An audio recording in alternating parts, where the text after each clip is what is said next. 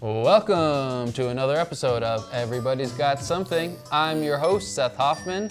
Today on the show we have special guest author Bernadette Romero and the Journey of YaYa. So a lot to talk about, and here we are. Bernadette, thank you so much for being here. So tell us. Maybe we can start right off the bat. We have your book here. Maybe we can start with that and then just see where we go from here and hear your story and your journey and everything. Okay. Well, all of us have a story, right? Yes. And I have learned that everything we go through teaches us something, makes us stronger. And when I was going through what I would call the dark night of my soul, my husband at the time had lost his job, he had lost his mind, and I had to put him in a mental facility. Wow. And I remember laying on my bed crying. I didn't know how we were he was the main breadwinner, so I didn't know how we were gonna pay everything and how things were gonna turn out. I was a dental assistant at the time, so I made money, but not a lot. Sure. He worked at the laboratory as a supervisor. He made most of the money. Yeah. But we had 3 children, and all of a sudden life shifted. And Was it like sudden, or was it kind of gradual? No, it was kind of sudden. Wow. So it's like I was laying there, and I had just been out to take my daughter to lunch, and I'd gotten in an accident on the way. Wow. I was trying to cut Like across. while all this was going on, while you're dealing with everything else. I was trying to cut across traffic, and people were supposed to stop at the line, but these cars were all stopped, and I inched out just as a car came around and tried to get in the second lane, sideswiped me, or hit my front, and I sideswiped them. Yes. And of course, it belonged to a doctor, right? If you're going to hit a car, make it a good one. Yeah. So, anyway, I was just like devastated. I went home. I gosh. was crying. I had just dropped off my husband at the mental facility, and it just felt like my whole world was imploding. Gosh. And it was like you really learn how strong you are when your world falls apart. Yes. But as I was laying there crying, I heard a voice. I've always been pretty intuitive, but this was the beginning of my gifts opening up for me. And I heard a voice that said, "You're going to write a book, and it's going to help lots of people." And of course, I had to fight with this voice in my head. And this is something, had you ever thought about this before? Was this like a brand new? No, this was This popped was just in my like, head what, me? message. Yeah. It was like, I'm not an author. I've never written anything. Yeah. I don't know how to write. And the voice just says, just trust us. Okay. So it was like, you're in this space of, okay, let's just see what shows up, right? You just surrender to the experience. So lo and behold, a few months later, I sit down and I start writing, and there's a couple of days that pass there that I believe the information was coming in more like channeled, because I would sit there and I would write, and all of a sudden I realized I was hungry, and I'd been writing for like 6 hours. Wow. And I didn't realize that. So my story just unfolded.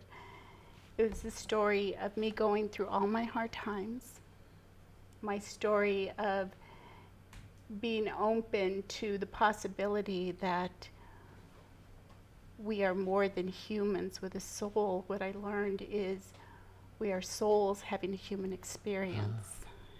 And in my book, I tell the story of all my mystical experiences that I had had up until that time. Since then, I've had other ones. But what I really learned was we have a guidance within us always, and it is always guiding us. The problem is that we are so much in our head. When we're in our thoughts, we're either in the past regretting something or in the future worrying about something. We're not here in the present moment. Yes. The present moment holds all the magic. Yes. So when we can learn to be present, we connect on a level that is magical. Yeah. So all of a sudden, all of these books on enlightenment and different things just started coming into my awareness. I think the first book I read was In Tune with the Infinite. And that was a very interesting book for me because it opened me up to understanding that there was a spiritual side to me. What I didn't understand at the time was I was a soul having a human experience. So it's like test driving a car, right? Yeah. You get in a car, try it out, see how it feels, and then, you know, when you're done with that car, you trade it in and get another one. Yeah. That's how our lives are. Yeah. So we've had several past lives, and I've been able to connect with some of my past lives. I've been able to, you know, connect. At this point in time, I can connect with my soul. I channel my soul all the time, so I get my guidance from inside of me. Mm-hmm. And it took me learning to get quiet, to go into that peaceful place in my heart. And it's interesting because the heart is our connection between heaven and earth. If you've heard about the chakras, our upper 3 chakras connect us to our spiritual side. Mm-hmm. Our lower 3 chakras connect us to our earthly side. But in our heart, it connects us to both. Mm. So after I was laying in bed and I was told I was going to write a book that I didn't know how I was going to write, I got in the shower, and as I was in the shower, I had this mystical experience. And I was taken from my head, my consciousness, my thoughts, almost went like down into my heart. And I was shown like a vortex of light that I walked through. And as I walked through this portal in my heart, I was in this beautiful garden. You know, I could see in the distance a beautiful beach, water. To the right, I could see this garden with rivers and trees and fish and grass. And to the left, I could see beautiful mountains. And the sky was almost like a multicolored, very pastel, beautiful. But it was a very interesting feeling in this place because I was everything. I could feel myself as a blade of grass. So you weren't just seeing, you were like everything you're seeing, you were that. I you were was part of all those. everything. It was like so amazing because I've never had that experience. And just for time-wise, was this while you were writing the book or years before? Like what? I was just in the shower taking But I a mean, shower. but in as far as like when you were going through the car accident and all that, was this? I hadn't even written the book. So what you're telling me about this incident with the shower, you're seeing all these things. This happened before that. Before all that. Okay, so this is Right. before. And God, I so mean, I was just this laying is on where my this, bed. God, and okay. it This said, is where you're going to write a book, and I'm going to say, oh, sure. Gotcha. And then I get in the shower, right? Well, all of a sudden, I have Wow. this mystical experience, Yeah, like 5 minutes before hearing this voice in my yes, head. Yes. And it was very interesting because all I could feel in this space was unconditional love. And I realized that that is the essence of who we are. We are all connected to this infinite energy. You know, some of us call it God, some of us call it universe, creator, whatever it is. Whatever works for you is fine. Yes. But it was very interesting how I was experiencing so many different things at the same time. I was experiencing being the ocean, but I could also be a drop in the ocean. I could be a blade of grass, but I could be a fish, I could be a cloud, or I could be a mountain. And were you kind of passive in that, like, oh, now I'm this, or could you be like, oh, I'd like to try It was what it's like everything to at once. feel that? But it wasn't like overwhelming, which was very strange because incredible. it was like I was in a different space. So that was very interesting. Yeah. And I kind of got that feeling of that's how we are. And, you know, it's like I imagine God, the universe creator, as a bubble. And in this bubble are universes, galaxies, everything. So we are everything. Yeah. because everything is God. We are only one. And so we're just having a lot of these, God's having a lot of these little experiences as humans, you know, you, me, all of us. And everything serves. We're all part of the same tapestry. And we all have a story. We all have a gift. And I've come to believe that our gift to the world is being the best version of ourselves. And authentically, be who you are. Don't try to be somebody you're not, because that's not your gift. So, you know, that's how all of this started. And of course, the book came into being. Everything showed up that needed to show up. And as you were going through these things, did you have certain people in your life who you kind of confide in or share, like, wow, this is what I'm going through? Or was it kind of a private thing, or was it something you were sharing with the people around you? Because I can imagine being like, gosh, how are they gonna understand what I was living in Tennessee at the time. It's in the Bible Belt. So I mean, these mystical experiences that I'm having are not like, you know, mainstream. But it just, you know, I have guides that I've always had. I had a shaman guide that, you know, I would see when I was having a really hard time. I would, you know, see him walking next to me. When I was a little girl, I was going to sleep, and my grandfather came into my room and sat on my bed. He was dressed in white. He wasn't living with us at the time. He was living with my Aunt Rosabelle. And but he and I were very close. He had lived with us before he went to go live with her. And he sat on my bed and he told me he had to leave, that I wouldn't see him again, but he would always be with me. I was probably like 4. So from a very young age, I knew that there was more than I could see. So I went to my mother's room and I told her that Grandpa came through my window. He was wearing white. As a child, I had never seen a spirit. And there was a high window in that bedroom. How an old man could climb through that window, I had no clue. But he just walked through my walls, so I figured, okay, he must have come through the window. You know, very innocent. And so he's always been with me, and I can always feel him. Incredible. When, you know, my mother passed, I could feel her, and you know, so I have this connection with the other side. And do you, I've had the experience sometimes where people who have passed on in dreams, I know I've connected with. Have you? That's how they connect. When you're open like I am, they can just come in and out. But when you're not, they have to get to a place where your mind is quiet and you're still. In the silence of the heart, God speaks. That was one of my favorite quotes from Mother Teresa. Because when we get silent, we get into the place of power. And it's interesting, when we're praying, we're talking to God, but when we're meditating, we're listening. Interesting. So when you get quiet and meditation isn't about, you know, not paying attention to your thoughts. I mean, thoughts are there, that just let them go, but just try to get into that quiet space. What I find helps me a lot is when I just focus on my breath, and I just focus myself breathing in and out through my heart, because the heart coherence is so much stronger than anything else. So, you know, I just focus on my breath. Just imagine I'm breathing in and out through my heart. In our imagination, we're actually working in the 6th dimension of space and time, where we create.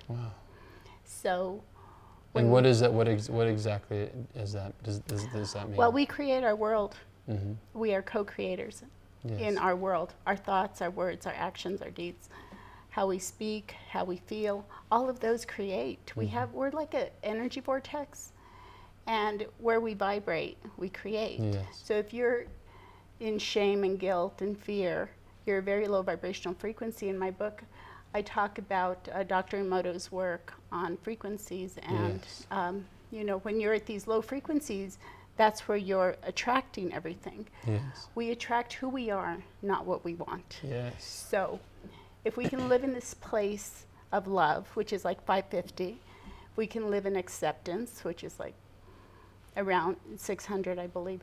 And then gratitude is 800, enlightenment is 1,000. So the more grateful we are, the more at peace we are, the more non-judgmental we are.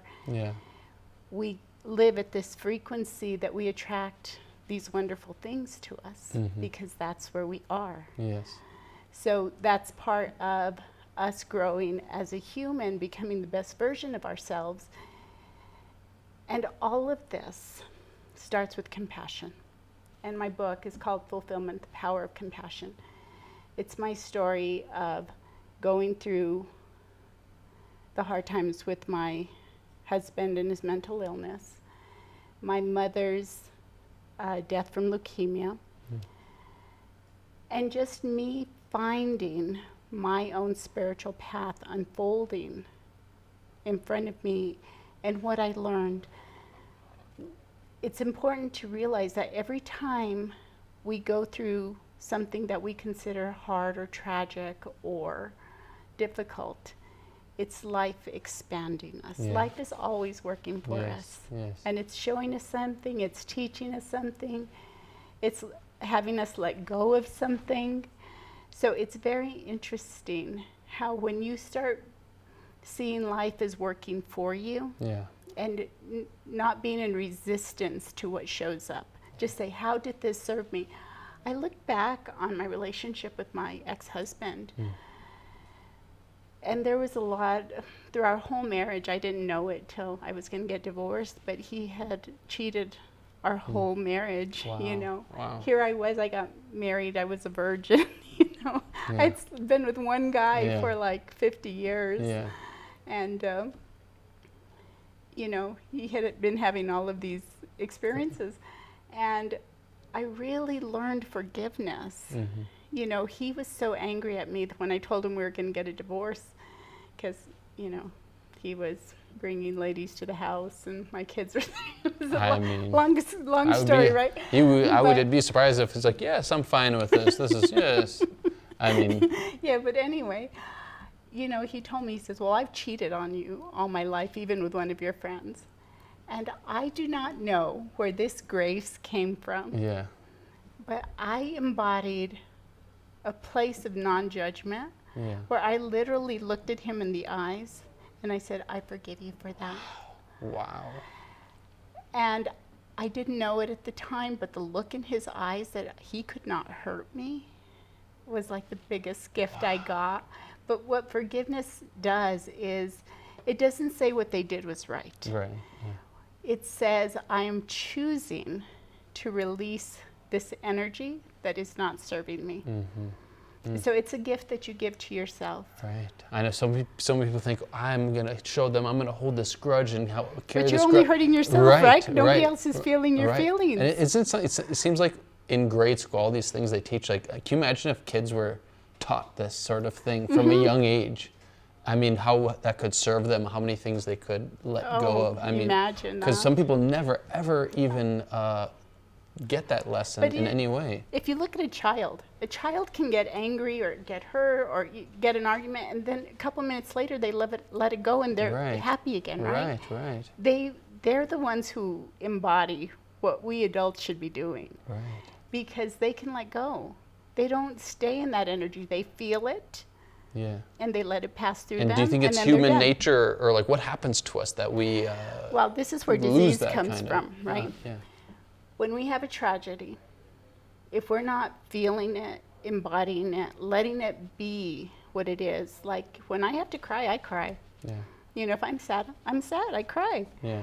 And I allow it, and I feel it, and I feel it deeply, and I notice, where is it in my body? And, you know, is it trying to tell me something?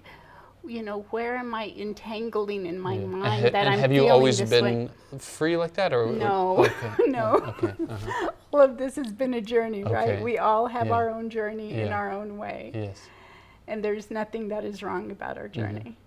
So, like I was saying, if you can feel it and really allow it to be and accept it, in the acceptance, there's always peace.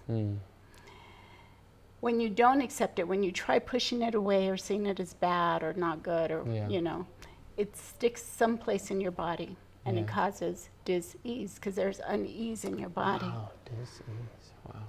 I never thought about that. So if you can feel it, accept it, and let it go, you know, there's a process that I'm studying now called NLP, Neuro-Linguistic Programming, which you identify what it feels like in your body, where it is does it have a color, a texture, a feeling, is it heavy, is it light?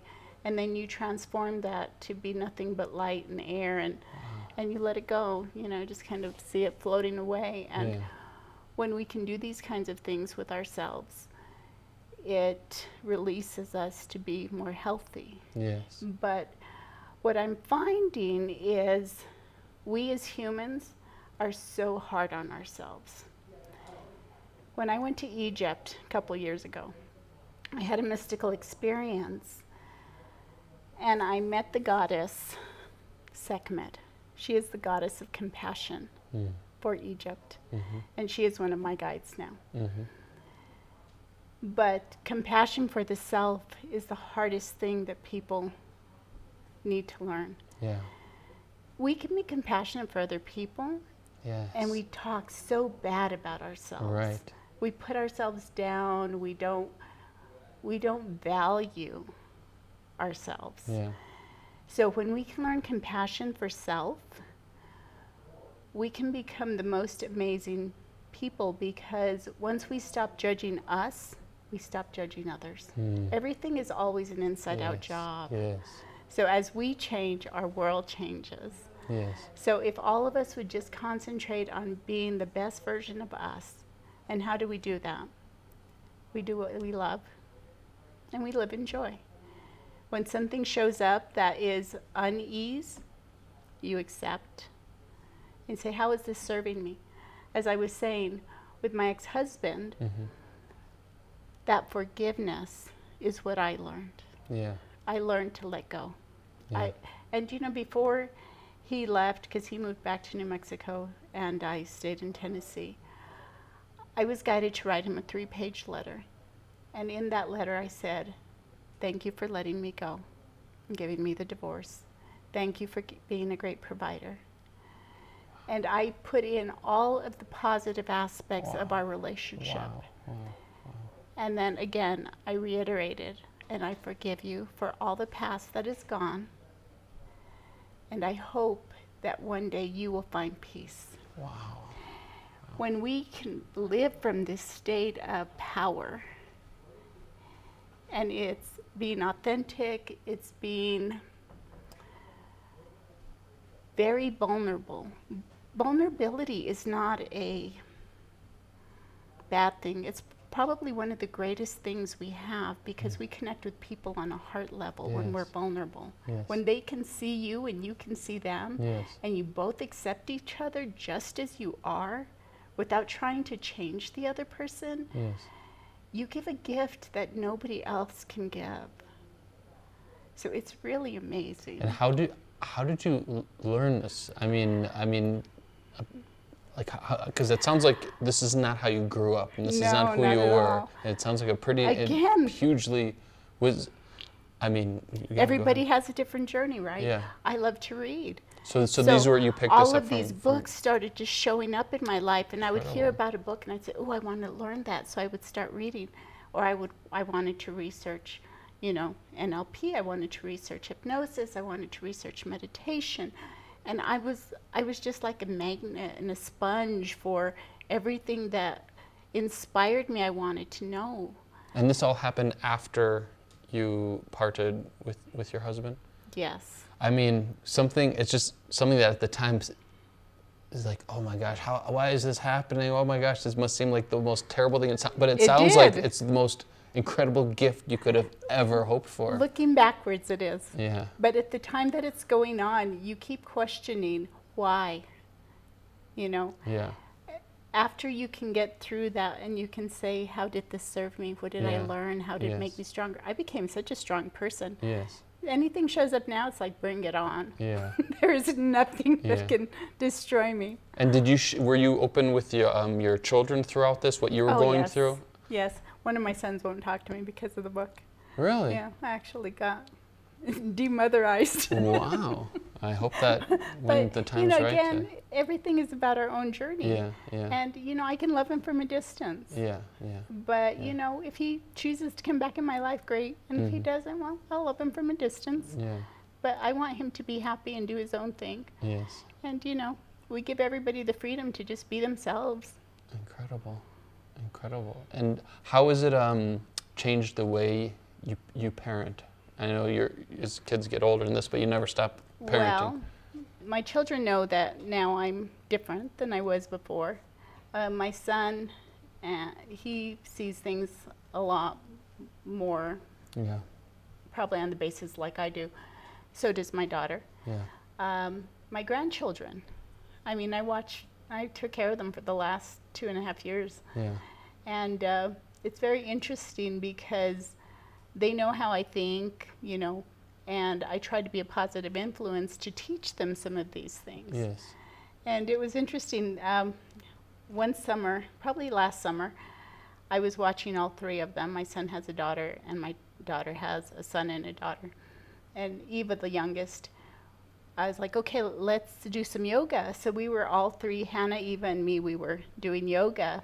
And then I said, once we were done, I said, okay, let's just lay down and do Shavasana.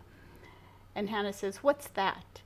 And Eva says, oh, it's just where you rest and you just pray. Wow. She's like connecting to this other side, right? This little, Incredible. at the time I think she was like 8. Yeah. But, she just knew that, she was connected. Yeah. And, I try to be a positive influence on them and just, show them they are powerful beings. They are these souls that are wonderful. And I try to instill a lot of confidence in them. Yeah. That they accept themselves just who they are. Yeah. Because my grandchildren are half black and half Hispanic, and sometimes they get bullied for who they are, or my grandson's a little autistic. Yeah.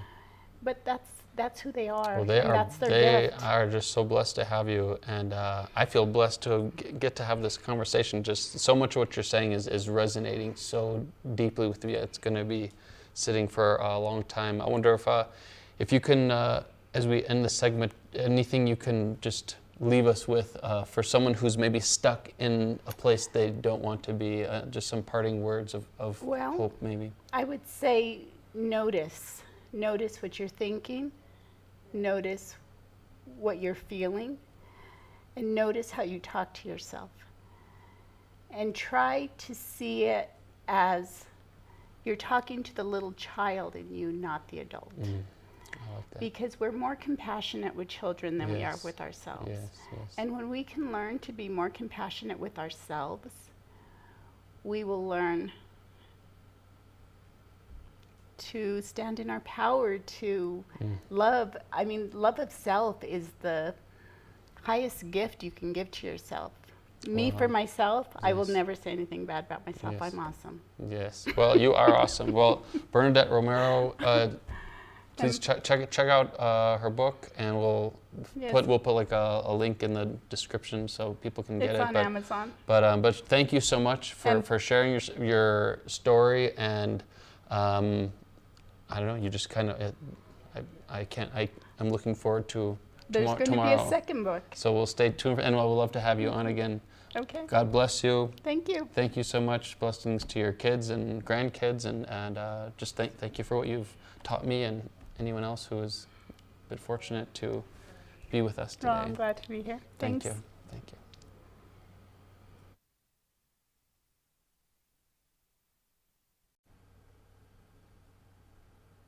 We are here with YaYa. YaYa. YaYa. It is a pleasure to be with you, and I look forward to hearing some stories about the journey of your life. Yes, indeed, and thank you, Mr. Seth. You're very welcome, and how we know each other, which is Yes. kind of cool. If you'd like to. Well, share. I would like to explain why I say Mr. Seth, because Mr. Seth was my grandchildren's school teacher at Mountain Mahogany. That's right. And what Mr. Seth did for those boys who are now men, I applaud. Thank you. So thank you for having me here. It is an honor, and it's a pleasure to know your family over Right the on. many years Right.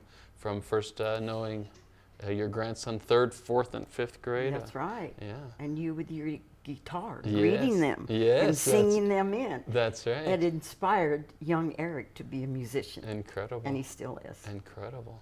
So I was yeah. born here in Albuquerque Uh-huh. in 1945 Okay. in Bareilles at a little hospital that is no longer there. Wow. So I was born into a military family. Mm-hmm. So at the age of 3, we went to Mississippi. Then at the age of 4, we went to Japan. So I crossed, is that the Atlantic? No, that's the Pacific. Pacific, yeah. On the USS Buckner. Wow. I And do you remember, do you have any? I do. Wow. I remember certain things about growing up in Japan. And it was very interesting because I had super blonde hair. And when we'd go journeying in Japan, and I'd be in the car, the Japanese, Yeah. I think that's what we still call them, Yeah. they would flock to the car because they had never I'm seen a sure, blonde. I'm sure. And it would yeah. terrify me, and I'd get on the floor and I'd hide and Oh hide. my gosh. But it was also very cool. Yeah. So there was some good experiences in Germany as a young girl, a child. Like one time I locked myself in the closet at the hotel with my Cinderella mop and broom Yes. and dustpan, and I didn't go out, and the whole base was looking for me. As I was peeking behind the curtain, boy, did I get in trouble. Yeah. So that's for the journey And start. how old were you when you I were think I hiding was in that 3 closet? or 4. Wow. And I got in big trouble. Okay. And my family would send us Levi's and taco shells so we could have New Mexican food in Japan. I think we were stationed in Tachikawa. Okay. So my dad was a navigator and a pilot. Okay. So from Japan, we came back here. I have to get the time right. Yes. And then we went to Germany when I was in the 6th grade. Okay. So I went across both oceans. Yes. So I learned a lot how to immediately fit in, Yeah. especially when you're a teenager and you go to new schools. Yes. It's very scary because they all look at you like, oh, new Sure. kid, new kid. Yeah. So you got to learn to fit in. Yes. Hence the gift of gab. Yeah. Then in Germany, life for me really began as a teenager. And what was that event, or what about that time in life Just made you feel that way? because it was so very different in Europe than here. Mm-hmm. For instance, I was in my first mosh pit in Stuttgart, Germany when I was 13. Wow. And I didn't know what it was, but I was a cheerleader for a military football team. Wow. So we traveled by In bus. Germany? In Germany. Okay. We traveled by bus from Frankfurt. My dad was stationed in Frankfurt, Rhein-Main. So we traveled all over Germany. And this was, cheering. and you were at a school with like other like English-speaking kids, like military Right, a kids. military Uh-huh, school, uh-huh. total military. Yeah. We only got 10 minutes to eat lunch. That's how you learn to eat fast. Yeah, The yeah. bell rings and you got to go. Yeah. So we traveled to many towns in Germany and we got cut loose. And so us girls, we'd go, well, where are we going? So what did you do when you got cut Well, loose? we would go dance. And we went to these, I don't know, they were clubs on base. They weren't Okay. like in the downtown Okay. German, although we did that too. Yeah.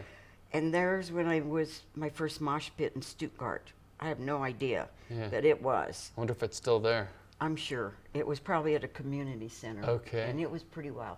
So from Germany, Your we first went to mosh France. pit. And did you participate I in it? did. Uh-huh. And I didn't know. I just was dancing, but it was wild. Then that's why I call it a mosh pit. Yes.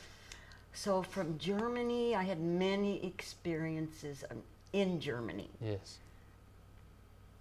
Elvis came to see us play basketball because he was stationed Is in that right? Frankfurt. Wow. We lived in Plattenstrasse, and Priscilla Presley's family, her dad, was a major. So he lived in the Plattenstrasse over here, and we were in this Plattenstrasse. So we were Yes. kind of neighbors in Frankfurt, yes. although we didn't know each other. Yeah. And we had a nice teenage community center, and it was very wild. Yes. It really was. In what way?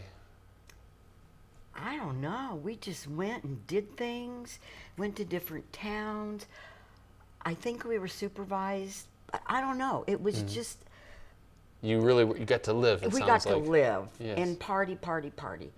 Not drinking, just military kids dancing. Gotcha. Dance. Yeah, yeah. So then from Germany, we got stationed to Sumter, South Carolina. And that was a very rude awakening. Wow. Because it was hot and sticky, and I had to take the bus at 5:30 in the morning. We had to go through all these mountains to get to school. Wow. And in the school, it was so different for me, because all the kids, you'd walk down the hall and they'd go, hey, hey, hey. And I'm like, hey, what is that? It's supposed to be hi. Anyhow, that would it was so trippy. All right. So then I have to think. And so how many years? So you did part of high school in Germany. Yes. And then Came finished here high and went school. to Sandia.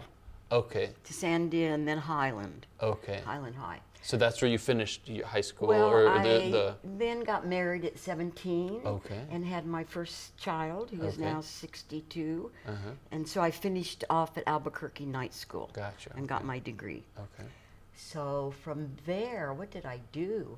I became a surgical assistant for a veterinarian in Boulder, Colorado, and went to many concerts.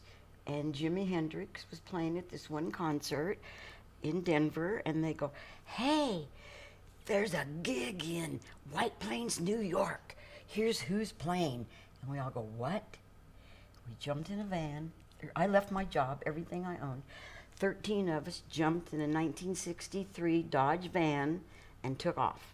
And this was, you heard that this was after a Jimi Hendrix Announced concert. Woodstock. Well, it was Woodstock because they couldn't do it in White Plains. Gotcha. So that was you didn't know what you were getting into. You just like, all right, something's telling me, go. Yeah, so we all jumped in this van, and the driver, I'll never forget his name was Rick Kuchenbecker. Hey, Rick, if you're still out there, get a hold of me. Yeah, Rick Kuchenbecker, we'd love to chat And with so you. he was so into marijuana, but none of us really knew anything. Okay, I so mean, you I had was never, old. so you're on the way to Woodstock having never No, experienced and I hadn't this. even smoked. Okay. And so Rick Kuchenbacher, he said, let's go, we're going to find marijuana.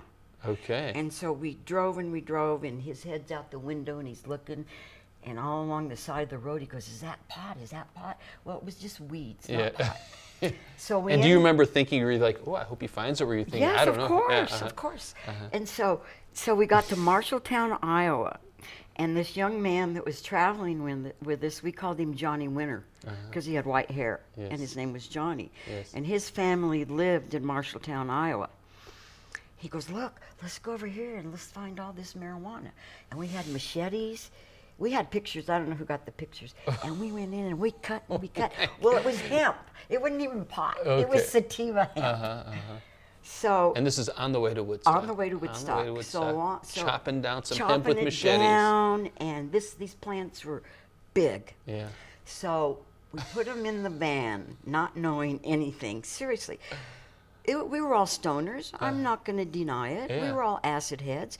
There were kids in there painting their bodies, Goldie Hawn with flowers, dropping acid. Yeah. I had a little part of a little bed in the van like this. So we get to Woodstock. We get to White Plains, and we had all that hemp in the van, and I'm laying on it. So the cops pulled us over. But I was the only one with the ID. Okay. I was 25. Everybody else was like 19. I was the old one, Yeah. and I had the only ID, Wow. so they let us go. So we got to White. I mean, did they like, something smells in this Nah. van? There. I mean, I don't really remember, to Yeah. tell you the truth. Yeah, but you were able to go, wasn't Yeah. it? And it's, So, of course, we got to White Plains, parked, walked in, 9 or 10 miles. The fences were down, so we got to Woodstock. So I was at Woodstock.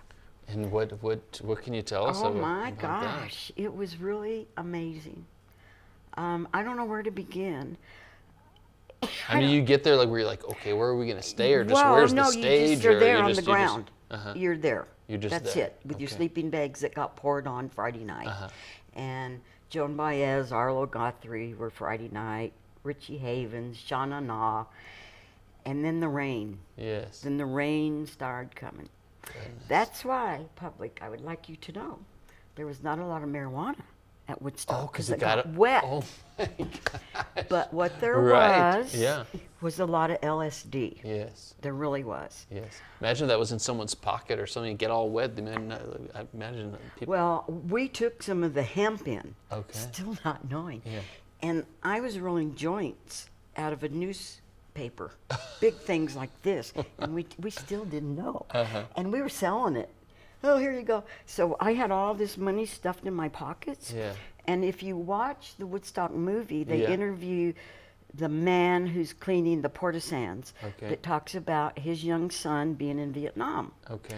So at those porta-sands, they had boards, and you had to walk across the crap. Yeah. Yeah. And the board fell, and I fell in, and I Oh had all my my God. money Oh my in my gosh. new pinstripe pants, My God. and I lost all that money. Oh my. But it goodness. didn't matter. I'm Yeah. telling you, nothing mattered at Woodstock but the music. Yes. So, in my opinion, the best music at Woodstock was Alvin Lee. Okay. And what about just how it felt? Yeah, he was so good, and he came on like at midnight. Wow. Now, not Joan Baez, but Gracie Slick, Uh-huh. they came on at 3. Wow. Anyhow, I remember a lot, but it's taken me a lot to think Sure. about it. Sure. So then the next day, we all trucked up to get food, which was from the hog farm from Taos. Oh, is that right? Yeah. And so it was lentils and beans and bread, because there was no food there. Right. There was right. no food. Right. I'm sure it's not. People weren't coming there with like huge coolers full of. You couldn't week- take a cooler in. Right. Because of the walk. Right. And so you step over bodies to walk to get food. My And they burnt the goodness. hamburger place down, as you see in the movie. And it was pretty much like the movie, but even more. Yes. And I took about, 20 people followed me up to the medic tents because they all ate acid and they couldn't handle it. Yes. But I ate acid and I was going, right on. This is very cool. And so I let them all up and we get to the tents and they go, look. And did you everything's help up- some? You helped kind of Yeah, guide them everything's through? okay. If you Yeah. ate this, you can go in here. Yeah. But, so that's the Woodstock journey. Yeah. So then we leave and we're driving back to Colorado. And we didn't know where we were and we pulled over to sleep. And it turned out we were on the Pennsylvania Turnpike. And we were sleeping right on the road Uh-huh. in the turnpike because Oh we my. were so tired. Uh-huh. Short story. Yeah. Because it gets better. Okay. Okay, so then we came home and I went to Colorado Springs. And, Like just on the way, you were passing through, or well, you? no, I lived there. So Okay, then we okay. all got back So you to got back- Colorado. I back was in to Boulder, Col- then we got back to Colorado Springs. Yeah. Then I lived in a hippie place. Although, Mr. Seth, I would like to say to you Yes. and the public, Yes. I really don't like the word hippie. Okay. I like bohemian. Yes. So let me leave the culture of Woodstock for one moment. Yes, please. Because the definition of a hippie, you know what it is? Tell me. So, I know I'm jumping around a lot. Oh, you feel free. I'm with you. I'm following you along. Well, as the journey goes on, and I'll get to it, I then went to Tombstone and worked at the birdcage in Tombstone from the 1881s. And that was the famous birdcage, so I had to learn a lot of history. A hippie Yes. is the cowboy or human that went to the opium dens because they were short, the beds were short. Yeah. With blocks and then a board, and you'd have to get on it with your hip, and then they'd be stoned and they'd have to be like this with their hip. This is the truth. It's in the Wow. books. So that's where the term hippie came from, Incredible. Incredible. not what's in the dictionaries. Yeah, So yeah. a lot of people don't know that. Isn't that interesting? That is interesting. So I like to be called a bohemian. Yes. Yes. All right. So we get back from Woodstock. We go to Colorado Springs. I then started doing lights at a theater, and it was the gel lights. Not like these lights, but when they did the old rock and roll, Yeah, yes, it yes, was yes. gel. Yes, and you yes. put and it gets all Yeah, and they wobbly. project and you'd oh, see it, yeah. yeah, So yeah. I did that. Then I had my stoner days, and then I left and came back to New Mexico. I'm trying to think, what did I do then? Maybe you could ask me. And so I'm curious. So I'm thinking. So you had a a son at this point? And did he come along with his, or No, did he they stay were with at my family? parents. They were at my Okay, parents. Okay. They were at my parents because my dad was military, Okay. and it was taboo. Okay, and how did they support your No. your adventures? Or they're No. like, well, you're crazy. No. They did not support it at all. My dad was a major. Yes. He did not. Yes. They were great parents. Yes, yes. But I was a bohemian. Yes, yes. Because of my journeys growing up in Japan. Yes. And then Germany. Yeah. And then just all over the United States, wherever my journey took me. Yes, you're clearly. Yeah. You're like, there's not one way to live Yeah. this life. There Right. are some options Right. out there. So then eventually I lived off the grid in the San Pedro Mountains here. 15 years I was off the grid. And what can you tell us a little bit about that chapter of time of what Well, you did I and sure what your can. place was like? Yeah. I'm a retired equestrian. So I was into horses a lot. I had a lot of horses. And I met a man, and I moved up to the mountains with my horses and lived off the grid in the San Pedros. Wow. With no heat, no electricity, no water, an adobe house, and horses, Wow. and a dog, goats, and chickens. Wow. And it was really wonderful. But I will tell you this, there's nothing romantic about living off the grid. Because if you don't know how to survive, Yeah. if you're not going to get out there and chop that wood and get your water and a storm comes, you're not going to make it. Yeah. And clean the kerosene, clean the stuff to make sure you're safe. Yeah. And I do tell young people that you want to go live off the grid, well, you got to have some survival, like Yes. Foxfire. Yes. You remember the Foxfire books? I refresh my memory. Well, Foxfire were books that were written by people off the grid on how to live off the survival type grid and things. survival. Yes.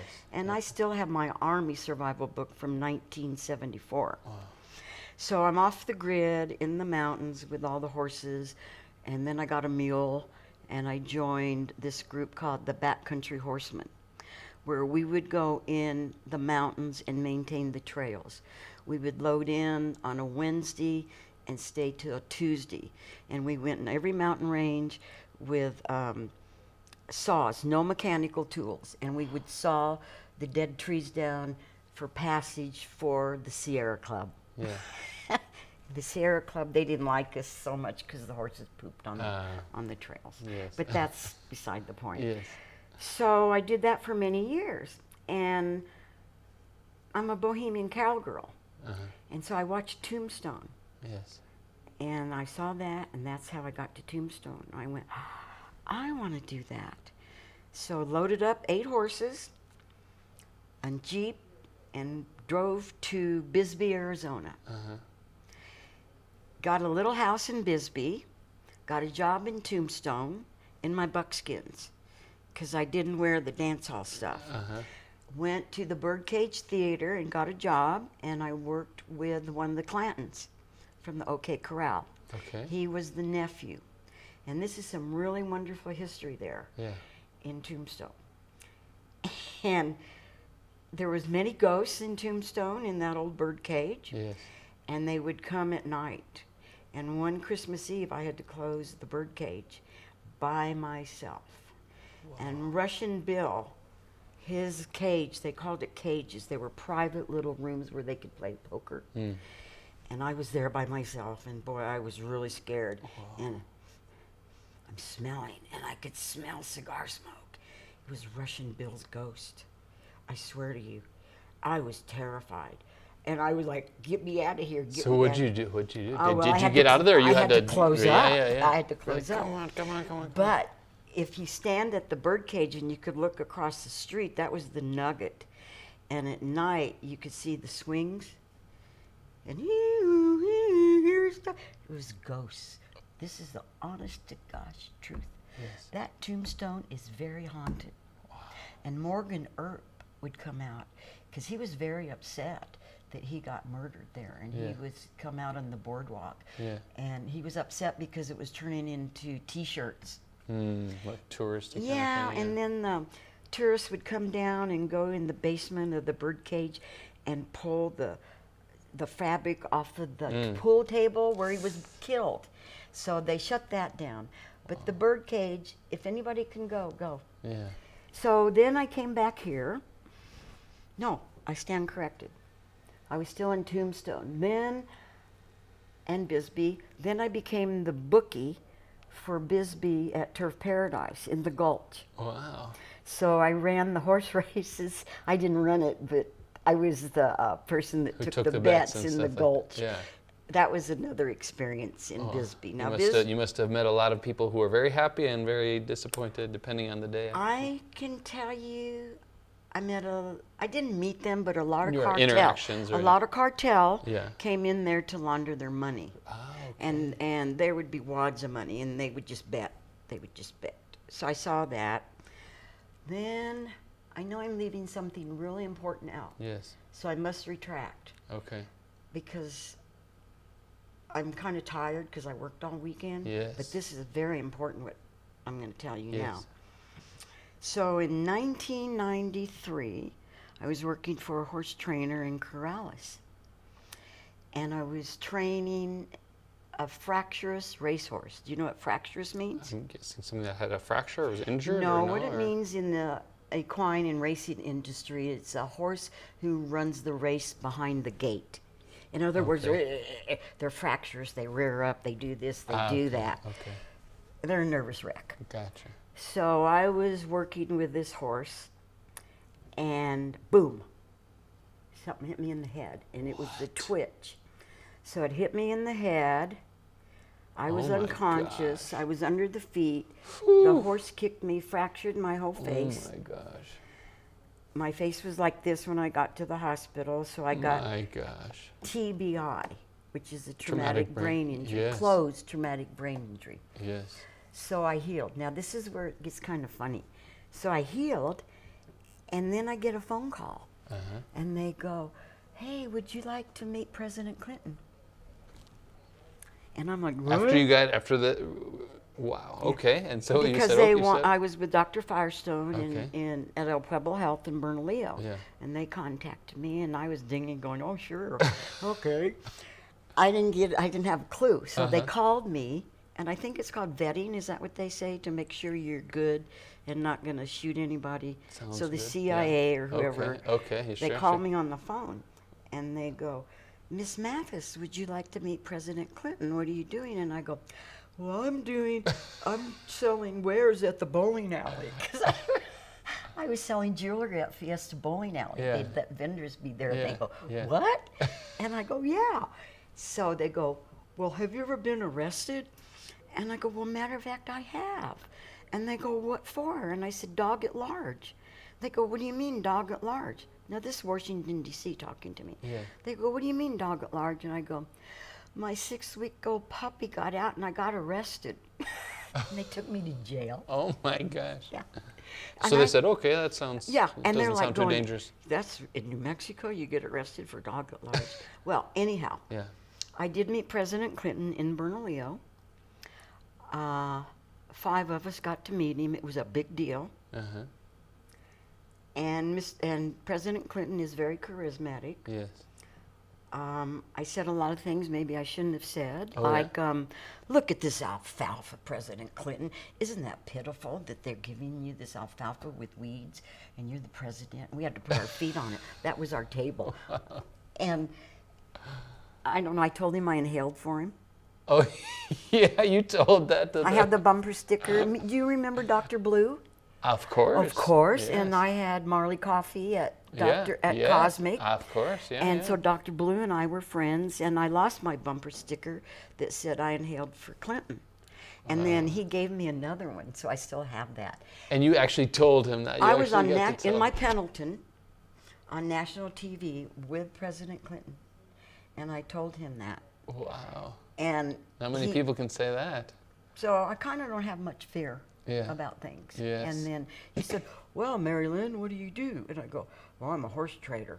And he goes, "A horse trader? What do you mean?" And I go, "Well, I like to barter, because when you don't have money, you can trade." Yes. And he goes, "Well, I approve of that, but that's no way we can run our country." And that's the truth. Sounds like something he'd say. Yeah. So my journey it has been a journey. Yeah. And that's just the tip of it. Yes. I mean, I have so many stories. Well, but I don't know what to share here. I think whatever you share is the right thing, and Yeah. our time today is almost up. But I think we would sure love to have a chapter too. Maybe you can just send us off with a little bit of what are you up to these days, and what maybe words of wisdom can you pass along for someone being so full of life and experiencing things so fully. I think, and I agree with your previous guest. Yeah. With compassion. Yes. And love and white light. And I think you should keep the faith for you. It's all about you. And if you keep the faith for yourself, you're going to go a long ways. Yeah. You're going to overcome all kinds. I overcome traumatic brain injury. Yeah. I was in 5 years of counseling because I had to learn to talk, walk, speak, read, write. My gosh. And so sometimes I get a little spacey, but I made it. Yeah. I didn't die. I'm not in a I would say you did coma. more than just made it. And my I mean, goodness. I did a lot more. Yeah. I did a lot, but our time, and I'm Yes. trying to write a book, Yeah. and I will. Yes. And I ended it with Woodstock because I was going, now where do I go? So I Yes. kind of space out a little bit. Yes. Not really. Yeah. Well, YaYa, it is just a pleasure to get to hear just Right. these chapters. And thanks for taking me along on these journeys, each of these little steps. I'm imagining I'm in a mosh pit in Germany and on a long walk in Woodstock. That's and right. in that van hacking up some hemp plants with machetes. I think this could be a wonderful book and a movie and just. And it was I'll be all thinking about a lot of innocence. this. We were so Yeah. innocent. I Yeah. was so innocent. I really didn't know. I really Yeah. didn't. Well. But boy, there was many more journeys. Yes. Look at all these tails on my arm. Yes. The tails of the tail. Yes. And there's a racehorse called Tail the Tail. Oh, he's a special horse. Well, he's deceased now, but he was quite thoroughbred, and he had many tales to tell. I bet. On the Well, Kentucky thank you Road. for telling some of these incredible tales, and blessings to your family and Yeah. all that you do, and for being an inspiration to myself and to many people. And I hope to continue to hear your right stories on. and learning from you. Yeah. So Well, thank you. I thank you. appreciate it. This is so much fun. It is fun. Yeah. All right. Well, we've been here with YaYa. Thank you so much. Such a pleasure, and we will to be continued. Peace out.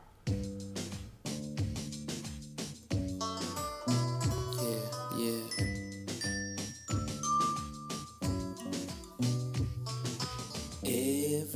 Everybody's got something that nobody else has got. Everybody